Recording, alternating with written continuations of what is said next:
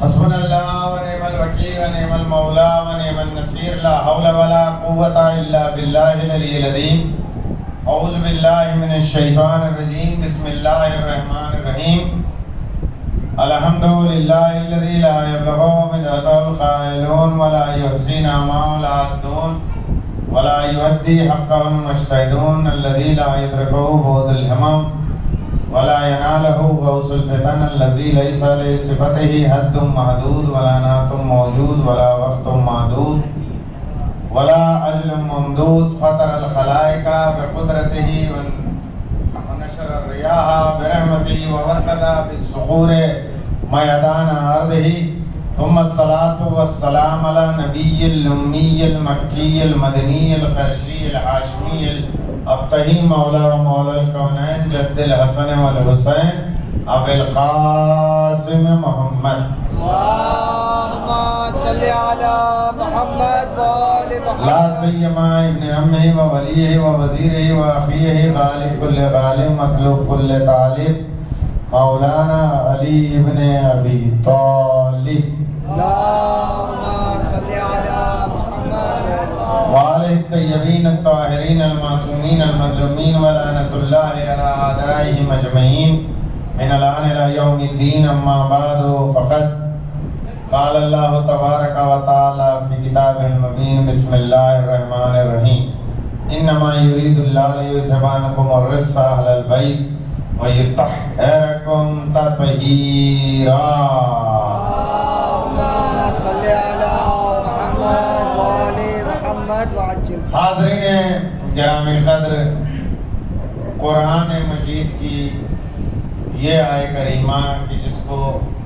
سرنامہ کلام قرار دیا ہے اور تمام مومنین کے لیے یہ باعث شرف ہے کہ اس آیہ کریمہ کی تلاوت کا شرف بار بار حاصل ہوتا رہتا ہے کہ مومنین اپنی زبان سے قرآن مجید کی اس آیہ کریمہ کی تلاوت کرتے رہتے ہیں۔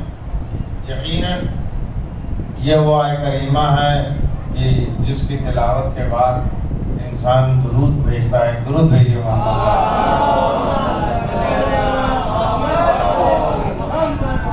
اعمال میں جو عمل کہلاتا ہے، اعمال میں یہ وہ عمل ہے درود کا کہ جس کا حساب و کتاب وہ ملک بھی نہیں کر پاتا ہے کہ جو بارش کے قطروں کو گر لیتا ہے۔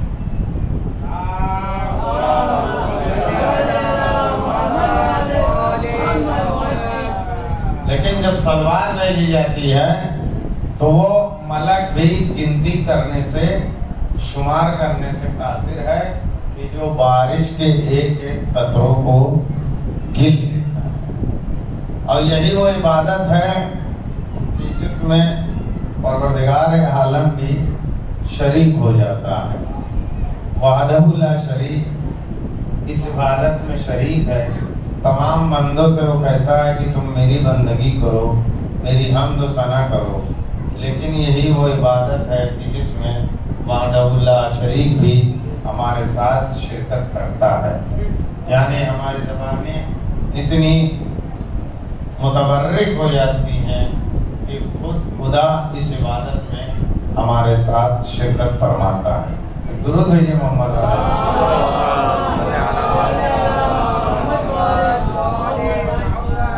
عزیزان گرامی، یہ آیہ کریمہ خدا کی ربوبیت اور خدا کے ارادے کا اظہار کرتی ہیں کہ خدا مرید بھی ہے اور خدا قدرت مند بھی ہے، کہ جس نے یہ ارادہ کیا ہے کہ خاندان رسالت سے تمام برائیوں کو دور رکھے اور پاک و پاکیزہ رکھے، جو پاک و پاکیزہ رکھنے کا حق ہے۔ اس آیت کریمہ کے عنوان سے آپ نے بہت سی مجلسیں اور تقریریں سماعت کی ہوں گی، لیکن میں چاہوں گا کہ آپ میری طرف متوجہ ہوں اور میں ان گوشوں کا انکشاف کروں کہ جو اس کے اندر پوشیدہ ہے۔ پروردگار عالم کے ارادے کا تذکرہ ہوا ہے۔ پہلے مرحلے میں انما یرید اللہ، یعنی صرف اور صرف خدا چاہتا ہے۔ دوسرے مرحلے میں طہارت وَيُطَهِّرَكُمْ تَطْهِيرًا، یعنی طہارت کا تذکرہ۔ اس کے بعد ہے لِيُذْهِبَ عَنْكُمُ الرِّجْسَ، اور آپ سے برائیوں کو دور رکھا۔ اللہ کا ایک طرف ارادہ ہے اور دوسرے طرف ہے برائی سے دور رکھا، اور تیسرے طرف ہے طہارت کا تذکرہ، یعنی ارادے پروردگار دوسرے مرحلے میں کیا؟ برائیوں سے دور رکھنا، اور تیسرے مرحلے میں طہارت۔ دور رکھنا یہاں اس معنی میں نہیں ہے کہ کوئی گندگی ہمارے لباس کے اوپر آ جائے، یعنی یہ لباس ہے اور لباس کے اوپر گندگی لگ جاتی ہے اور ہم اس گندگی کو دور کرتے ہیں، دھلتے ہیں۔ تو یہ کیا ہے؟ اس کو کہا جائے گا رفع کرنا۔ رفع دو لفظ آپ عام زبان میں ہی میں ٹرانسلیشن کر رہا ہوں، ورنہ میں پڑھ دیتا، آپ سمجھتے یا نہ سمجھتے یہ آپ کا کام تھا۔ درود دیجیے۔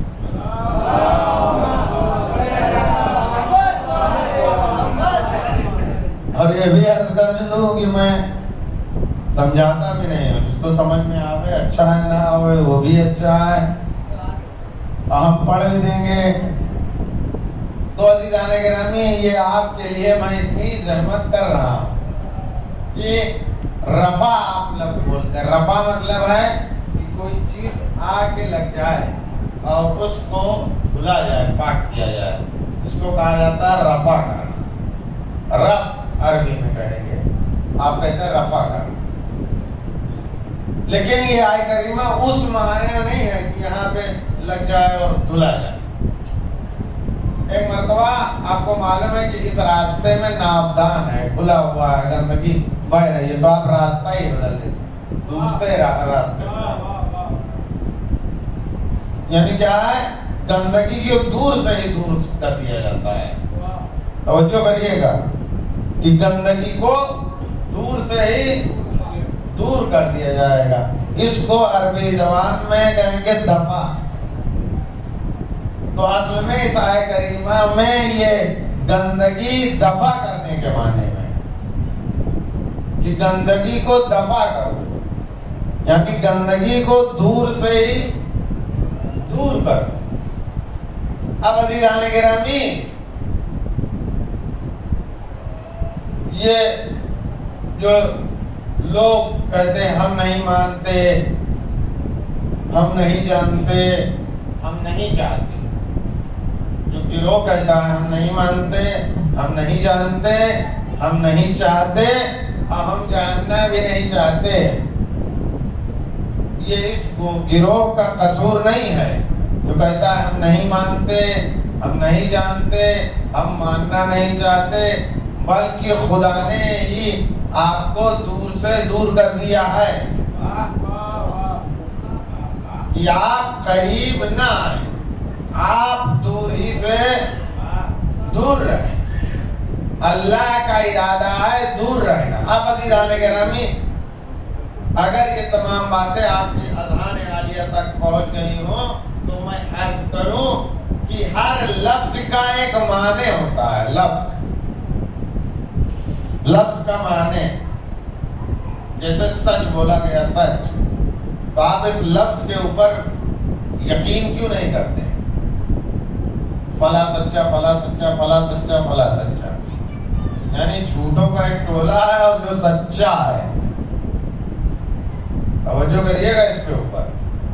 جھوٹوں کا ایک ٹولہ ہے لیکن سچا ہے. اب اتنا بھی زیادہ حسن ظن کیا جانے لگا کہ جھوٹوں کا ایک گروہ اور کہا جاتا ہے سچا سچا. تو انسان کو معنی کی وجہ سے لفظ سے نفرت ہوتی ہے. یعنی جو مصداق ہے اس کا معنی بھی نہیں. جو مصداق یعنی جن کو آپ نے کہا کہ یہ سچا یہ سچا یہ سچا یہ سچا، در حالانکہ وہ جھوٹا کا ایک ٹولہ ہے، جھوٹوں کا ایک گروہ ہے. تو آدمی جب یہ مصداق دیکھتا ہے تو کہتا ہے صاحب سب گڑبڑ، حوصلہ ٹوٹ جاتا. بس یہی اگر آپ ٹھہر جائیے کہ انسان کا حوصلہ ٹوٹ جاتا. جھوٹوں کا ایک ٹولہ ہے، ارے صاحب یہ بھی سچے یہ بھی سچے یہ بھی سچے یہ بھی سچے. جھوٹوں کا ایک گروہ، یہ بھی سچے یہ بھی سچے یہ بھی سچے. اب میں اچھا بننا چاہتا ہوں، میں نے قدم رکھا ہے کہ میں ایک بہترین آدمی بنوں، لیکن میں نے کیا دیکھا؟ جھوٹوں کا ایک گروہ ہے، سچا کہا جاتا ہے. بس حوصلہ ٹوٹ جاتا ہے، پست ہو جاتا ہے. اے بھیا کیسے ہم چلیں؟ یہ جھوٹوں کا ایک گروہ ہے جو سچا کہلاتا ہے. عزیزان گرامی، اسی لیے اہل بیت کو پروردگار عالم نے تمام برائیوں سے دور رکھا ہے کہ جب کوئی لفظ تم دیکھو تو لفظ کے مصداق کو جب دیکھو گے تو اس لفظ کے مصداق کو جب تم دیکھو گے تو کہو گے کہ مصداق بڑا ہے، لفظ چھوٹا نظر آئے گا. توجہ کریے اس کے اوپر. لفظ چھوٹا ہے، مصداق بڑا نظر آئے گا. اب سچوں کی بات ہوگی تو سچ میں آمادہ کرنے کے لیے پڑھ رہا ہوں. اصل جو مجھ کو پڑھنا ہے اسی لیے آپ لوگوں کو آمادہ کر رہا ہوں تاکہ میری بات آپ تک پہنچ جائے کہ سچا بولا جائے گا تو جھوٹے کا ایک گروہ ہے، سچ کہلاتا ہے. لیکن انسان کا حوصلہ ٹوٹ جاتا ہے یہ دیکھ کے، اے بھائی یہ بھی سچا یہ بھی سچا یہ بھی. اب حسن ظن کتنا کرے انسان؟ اچھا دوسرے کے لیے اگر اس نے جھوٹ بولا ہے تو انسان کہے گا ہاں بھائی ٹھیک ہے، جو خود ہی ہم بھی ایک پیڑت ہو جائیں اگر اس میں. توجہ کریے گا. درود بھیجیے محمد والے.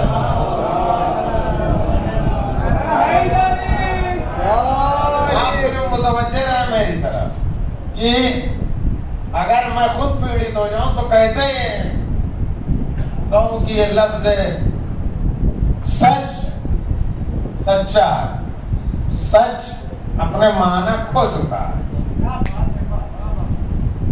سچ کا مصداق نہیں ہے، لیکن اللہ نے اہل بیت کو رکھا کہ اہل بیت کو دیکھو تو یہ لفظ چھوٹا نظر آئے گا.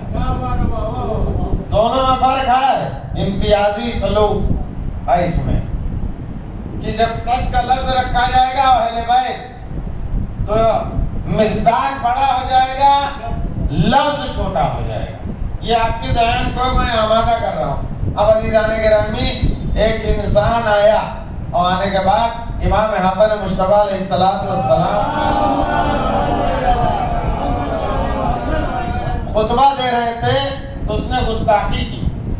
جیسے گستاخی کی تو امام نے کہا کہ یہ مردوں کے مجمع میں خاتون کہاں سے آ گئی؟ نشیب فراز ہوا اور فراز نشیب ہوا. توجہ کریے گا اس کے اوپر. آپ بس دھیرے دھیرے ان باتوں کو سنتے جائیے اور میں جہاں تک آپ کو لے جانا چاہتا ہوں وہاں تک اگر آپ پہنچ گئے تو میری محنت وصول ہو جائے گی. اور ورنہ جیسے دستور ہے کہ میں پڑھ کے چلا جاتا ہوں، لوگ نہیں سمجھ پاتے. درود بھیجیے محمد.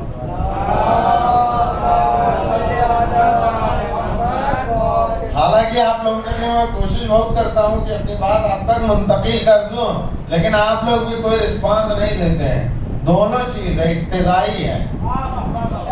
ہاں یہ بھی ہے. اب سامنے والا فیڈ کرتا رہے لیکن فیڈ بیک نہ آئے تو فیڈ بیک نہ دینے والے کا بھی قصور ہوتا ہے.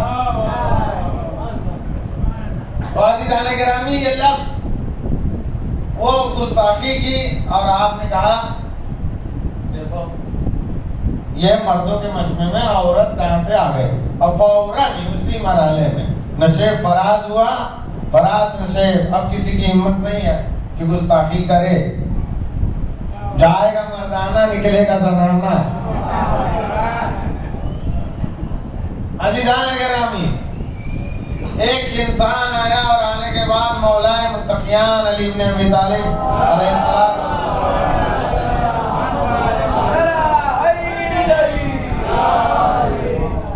کی بارگاہ میں حاضر تھا اور اس نے گستاخی کی مسجد کے اندر. تو امام نے فرمایا کہ یہ کتا کہاں سے آ گیا؟ اب گیا تھا انسان اور بن گیا کتا. گیا تھا انسان اور بن گیا کتا. اب جب مسجد کے اندر کتا تو اس کا شعور بیدار. ابھی تک انسان تھا تو ولایت سے الجھ رہا تھا. آپ نے لفظ کے اوپر غور نہیں کیا. جب کتا بنا تو شعور بیدار ہوا کہ میں نجس ہوں، مسجد ایک پاک و محترم جگہ ہے، اس لیے مجھ کو نہیں جانا چاہیے. اب باہر نکلا اور نکلنے کے بعد دہلیز پہ بیٹھ گیا، مسجد کے دہلیز کے آگے.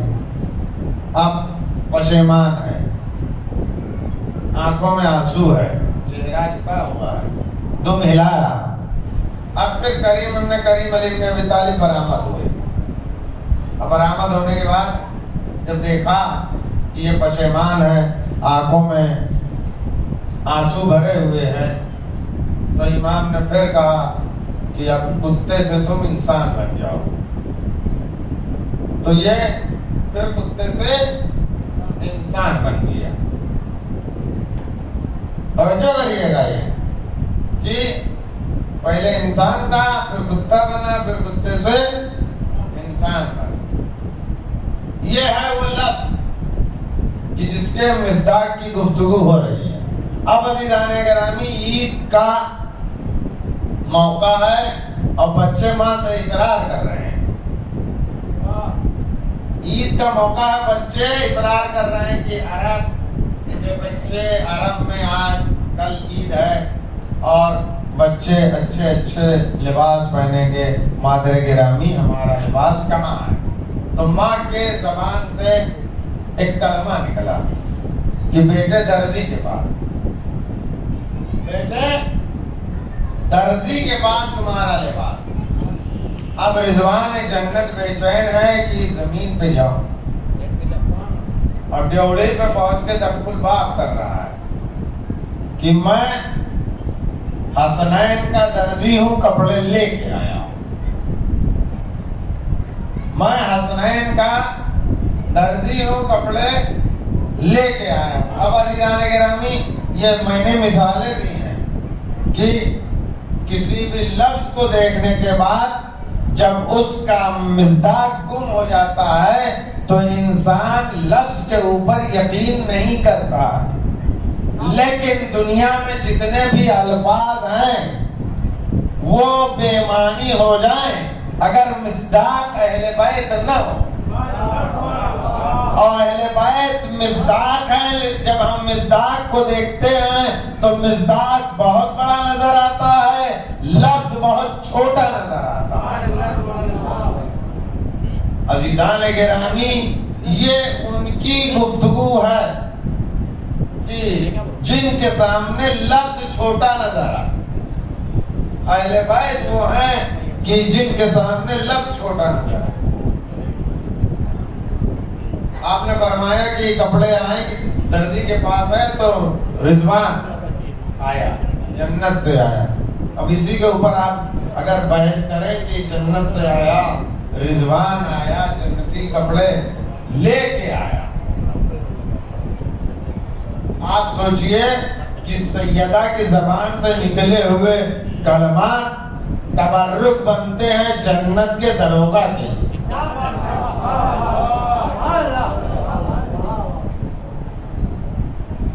جنت کا دروغہ یہ چاہتا ہے کہ میں یہ کپڑے لے کے سیدہ کے ڈیوڑی پہ جاؤں اور افتخار کروں, انا خیاط الحسنین, میں حسنین کا درزی ہوں. توجہ کریے گا, انا خیاط الحسنین. ہمارے یہاں ایک قانون ہے مضاف الیہ کا, کہ جو مضاف الیہ ہے اس سے معنی کسب کرتا ہے مضاف. علماء بیٹھے ہیں. خیاط الحسنین, تو یہ درزی ہے, وہ حسنین سے کسب کرتا ہے. توجہ ہم نہیں کر رہے ہیں. اسی پہ میری گفتگو ہے, یہیں تک لے کے آیا ہوں. اسی لیے میں نے اتنا مقدمہ پیش کیا, زحمت کی, اور اتنے واقعات آپ کو سنا دی, نہیں تو کچھ نہ سناتا. درود بھیجیے محمد. بڑا احسان ہے. صرف آپ تک اپنی گفتگو منتقل کرنی تھی, اس لیے اتنی زحمت کی ہے میں کہ انا خیاط الحسنین. جو خیاط کا شرف ہے, درزی کا, وہ حسنین سے کسب ہوتا ہے. توجہ کریے گا اس کے اوپر. یعنی جو درزی ہے وہ شرف کہاں سے لیتا ہے؟ وہ حسنین سے لیتا ہے. اس درزی کی کوئی حیثیت نہیں ہے. میرا درزی کائے کی حیثیت, آپ کا درزی کائے کی حیثیت. توجہ کریے گا. فلاں کا درزی کائے کی حیثیت. میرا درزی, قمر بھائی کا درزی, انور بھائی کا درزی, خلوص صاحب کا درزی, کائے کا شرف. ارے فلاں کا ہوگا, آئیڈیل نہیں ہو سکتا ہے, لیکن حسنین کا درزی. توجہ کریے گا, تو وہ شرف حسنین سے درزی کو ملا. آپ توجہ کریے گا, توجہ. بس اسی پہ لایا ہوں میں. اور وہ درزی کون ہے؟ ایک ہے فرشتہ. درزی کون ہے؟ فرشتہ. فرشتہ کون ہوتا ہے؟ پاک. پاک ہوتا ہے فرشتہ, پاک ہوتا ہے. لیکن اس پاک کو بھی پاکیزگی کی نسبت دی گئی ہے حسنین کی طرف. آپ توجہ کریے اس کے اوپر. انا خیاط الحسنین. ارے ابھی یہ سب پوسٹر چھپتا ہے, اگر میں بڑا ہوں تو میرا نام بڑا نہیں چھپے گا تو جھگڑا ہو جائے گا. اور اگر بانیہ محفل جناب انور حسین صاحب نیتا جی نے کچھ نہیں کیا ہوگا تو جو بنایا ہوگا اس کے خلاف ایک بڑا سا مورچہ کھلے گا. توجہ کریے گا. یہ کیسے ایسے ہو گیا, کیوں ایسے ڈالا, کیوں کیا, اور نام یہاں ایسے اس تسلسل سے ہونا چاہیے. توجہ کریے اس کے اوپر. تو آپ کو میری گفتگو سمجھ میں آئے گی. کبھی کوئی آوے اور کہے کہ ہمارا نام یہاں کیوں ہے, 2 لائن اوپر ہونا چاہیے. اب دیکھیے آپ بوال, 2 عزیزان گرامی, یہ پاک ہے, پاکیزہ ہے, لیکن پاک و پاکیزہ ہے, لیکن یہ پاک اور پاکیزگی کے کمال تک نہیں پہنچا ہے.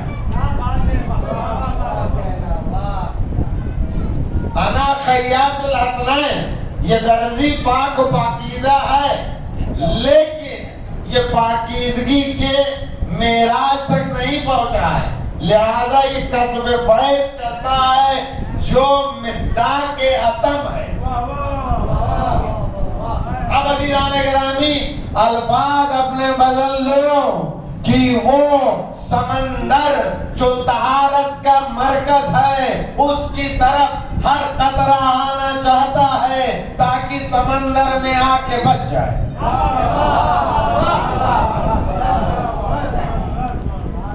عزیزان گرامی، وہ قطرہ جو پہاڑوں پہ گرا فنا ہو گیا، وہ قطرہ جو زمینوں پہ گرا فنا ہو گیا، وہ قطرہ جو صحراؤں میں گرا فنا ہو گیا، اور وہ قطرہ جو سمندر میں گرا وہ باقی ہے۔ اور یہ اہل بیت طہارت کے سمندر ہیں کہ جس کی طرف ہر پاکیزہ پلٹنا چاہتا ہے، پاکیزہ پلٹنا چاہتا ہے، ہر بات پلٹنا چاہتا ہے، چاہے وہ فرشتہ ہو۔ ارے صاحب وہ تو پاکیزہ ہی ہے، وہاں کوئی اوور ہالنگ کی ضرورت نہیں ہے۔ توجہ، اور یہ جو انسان ہے اس کا تو پورا سسٹم ہے اوور ہالنگ کرنے کی ضرورت۔ زبان اس کی خراب، آنکھ اس کی خراب، کان اس کی خراب، ناک اس کی خراب، خوشبو بھی آئے گی لیکن اگر جلن ہوگی تو کہیں گے یہاں سے بدبو آ رہی ہے۔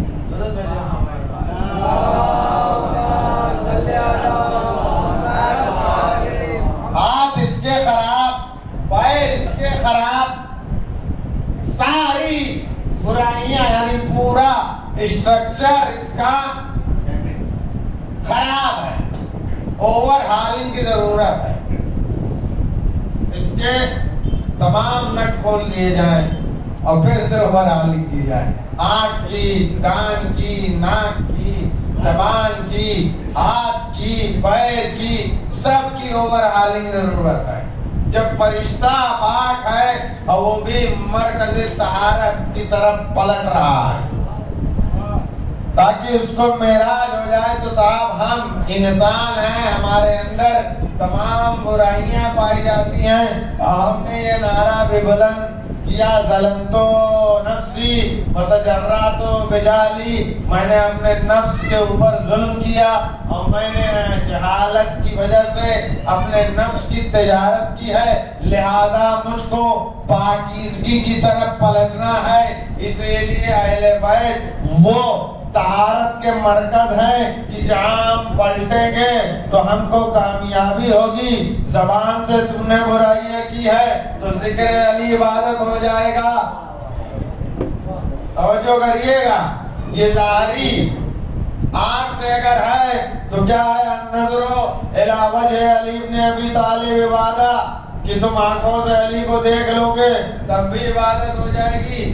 اور عزیزان گرامی، اس جسم کے اندر ایک پوشیدہ جگہ ہے جس کو کہا جاتا ہے دل، اور اگر اس نے برائی کی ہو دل میں جو ہم نے کیا ہے، حسد ہے، کینہ ہے، اور تمام برائیاں، جلن ہے، خرافات ہے، فتنہ ہے، فساد ہے، تمام برائیوں کا جڑ یہ دل ہے۔ اب اس دل کو پاکیزہ کرنا ہے تو حب علی عبادت، علی ابن ابی طالب کی محبت عبادت ہے۔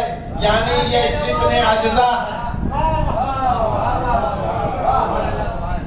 انسان کے جسم کے جتنے اجزاء ہیں وہ برائیوں کی طرف گامزن ہے، لیکن ان کو اچھائیوں کی طرف موڑا جا رہا ہے، ان کو مخزن طہارت کی طرف موڑا جا رہا ہے، ان کو بحر طہارت کی طرف لے جایا جا رہا ہے۔ دیکھو تم نے زبان سے برائیاں کی ہیں، یہ زبان تمہاری خراب ہے، اس زبان سے تم نے بہت خراب کام کیے ہیں، لیکن اہل بیت کا ذکر کرو گے، یا علی کہو گے، یا فاطمہ کہو گے، انہی ورد کے ساتھ تمہاری زبان پاک ہوگی۔ تمہاری آنکھیں کہ جس نے گناہ کیا ہے، تمہاری آنکھیں کہ جس نے برائی کی ہے، اب اس کو مرکز طہارت کی طرف پلٹنا ہے۔ تو عزیزان گرامی، یہ آنکھیں علی ابن ابی طالب کے چہرے کی زیارت کریں گی تو یہ پاکیزہ ہو جائیں گی۔ یہ دل کہ جو برائیوں میں ملوث رہا ہے، جس نے تمام شرارتیں کی ہیں، تمام خرافات کی ہیں، اب یہ مرکز طہارت کی طرف پلٹے گا، اہل بیت سے محبت کرے گا تو یہ بھی پاکیزہ ہو جائے گا۔ عزیزان گرامی، آخری کلام پروردگار عالم نے اہل بیت کو اسی لیے مرکز طہارت قرار دیا ہے تاکہ تم پلٹو کہاں کے لیے؟ کیونکہ اللہ سبحان ہے. آپ توجہ نہیں کر رہے ہیں صاحب، یہ بہت مرتبہ میں نے پڑھا بھی ہے. درود بھیجو محمد.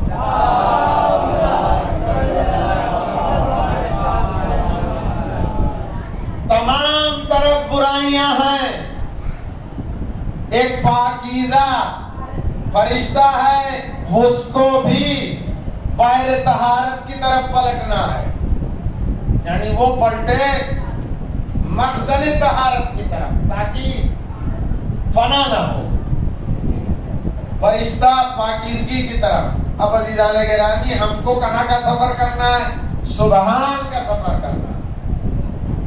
آپ توجہ کریے گا، سبحان کی طرف جانا ہے. سبحان کیا؟ یعنی اللہ کا سب سے بڑا نام ہے. اسی لیے تسبیح کا سردار بھی یہی لفظ ہے، سبحان اللہ والحمد للہ ولا الہ الا اللہ واللہ اکبر. عزیزان گرامی، دوسرا مرحلہ کیا ہے؟ جب انسان رکوع کرتا ہے. ہم نے کھڑے ہو کے اللہ کی عبادت کی، اس کے بعد کیا ہے؟ ہم جھکے رکوع کیا. تو کہاں سے شروع ہے؟ سبحان ربی العظیم و بحمدہ، یعنی دوسرا مرحلہ. پھر رکوع میں جب ہم نے کہا کہ اللہ اتنا بڑا ہے، تو پھر ہمارے دل نے کہا سجدہ کرو، تو پھر ہم سجدے میں چلے گئے.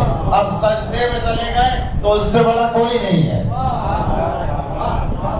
آپ توجہ کریے، یہ اس کو رکھ دیا تو ختم ہو گئی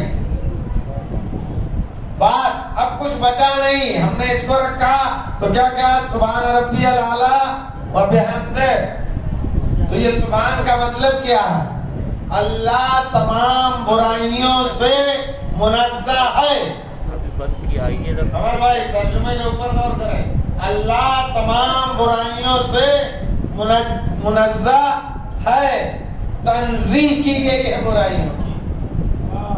اب اس آیت کریمہ کو انما یرید اللہ لیذھب، خدا یہ چاہتا ہے کہ اہل بیت سے تمام برائیوں کو دور رکھے اور پاک و پاکیزہ رکھے.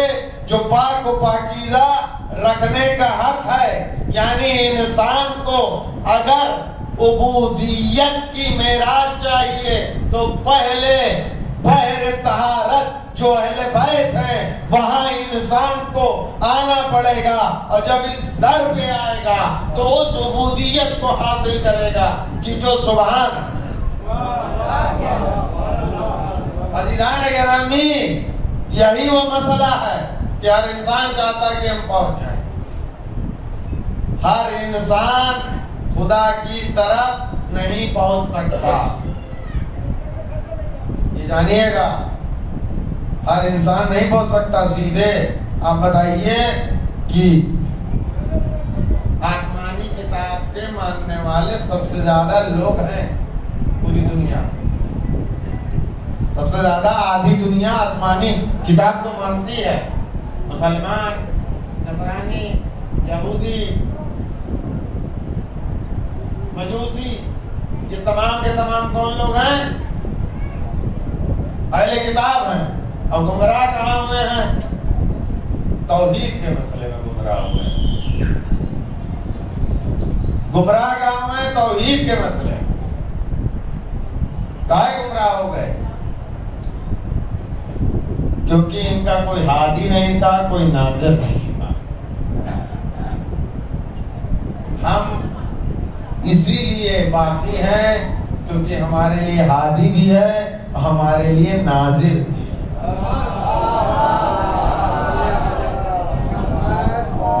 یہی ہے وہ طہارت اہل بیت، پاکیزگی، یعنی اللہ تمام برائیوں سے منزہ ہے.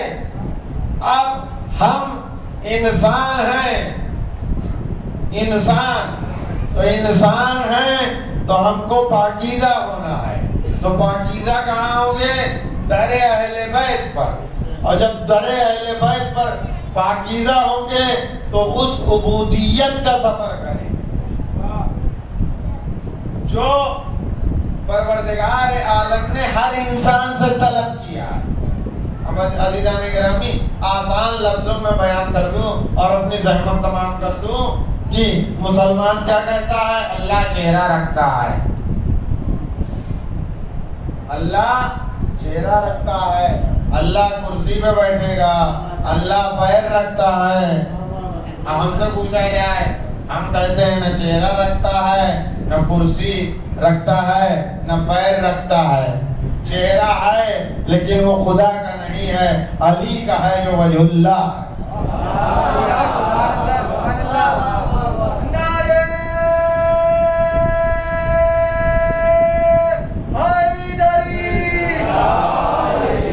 وہ ہاتھ تو رکھتا ہے لیکن وہ ہاتھ علی کا ہے جو ید اللہ ہے. وہ زبان تو رکھتا ہے لیکن وہ علی کی زبان ہے جو لسان اللہ ہے. وہ سینہ تو رکھتا ہے لیکن وہ علی کا سینہ ہے جو جنب اللہ ہے.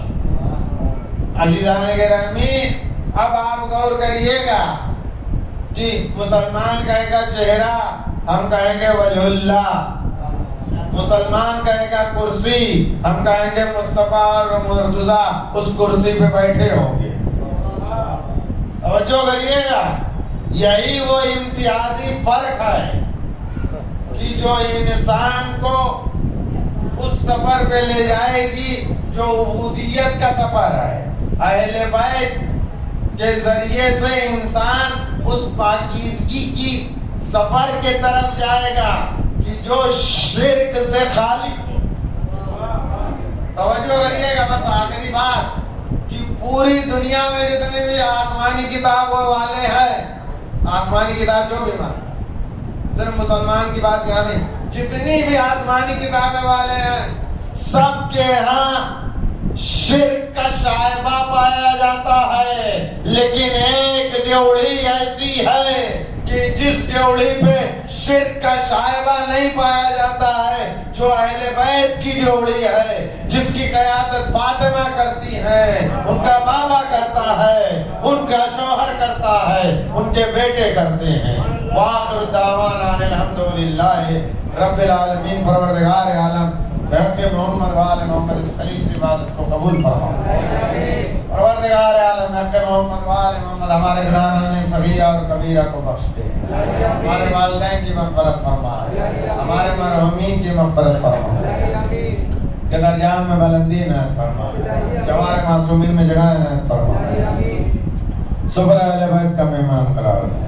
پروردگار عالم بحق محمد وآل محمد حاضرین بانیان کی دلی حاجات مستجاب فرما، کہ تمام مشکلات رفع فرما، کہ رزق میں خیر و برکت عنایت فرما، کہ تمام دنیا اور آسمانی بلاؤں سے محفوظ. پروردگار عالم بحق محمد وآل محمد بانیان کی دلی حاجات مستجاب فرما، تمام مشکلات رفع فرما، کہ رزق میں خیر و برکت عنایت فرما، کہ تمام دنیا اور آسمانی بلاؤں سے محفوظ. پروردگار عالم بحق محمد وآل محمد جو مشتاق حج زیارات پروردگار عالم بحق محمد وآل محمد تمام شان در قرار کی جان مال عزت و آبرو کی حفاظت فرما، تو کامیابی اور کامرانی عنایت فرما. پروردگار عالم بحق محمد وآل محمد پرچم اسلام کو سربلند اور پرچم کفر کو سرنگو فرما، ظالمین کو نیست و نابود فرما. پروردگار عالم بحق محمد وآل محمد امام زمانہ کے ظہور میں تعجیل فرما، حضرت کے اعوان و انصار میں شمار فرما، حضرت کو ان سے راضی اور خوشنود فرما. اللہم تقبل منا وانک انت السمیع العلیم وسمیع الدعاء. ماشاء اللہ ولا حول ولا قوة الا باللہ العلی العظیم. سبحان ربک رب العزت عما